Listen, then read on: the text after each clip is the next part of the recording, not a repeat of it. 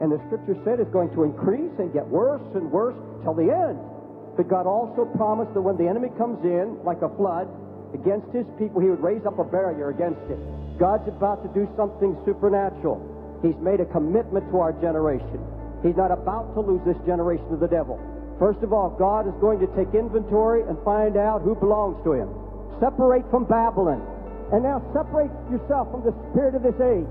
He's looking for a holy people, righteous, having laid every sin down. God said, if you get away from every influence from the north, the spirit of this age, if you'll forsake Babylon, forsake everything unlike Christ, become totally devoted to Him, sigh and cry of the abominations of the land, then I'm going to do something for you. I'm going to be a wall of fire around you.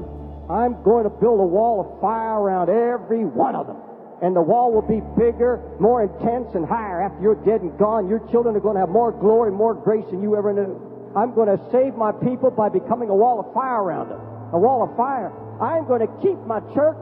I'm going to keep my people. I'm going to keep my servants by becoming a wall of fire around them. For I, saith the Lord, will be unto her, the church, a wall of fire round about, and will be the glory in the midst of her. For our God is a consuming fire. God's going to raise up holier people than He's ever had in all history.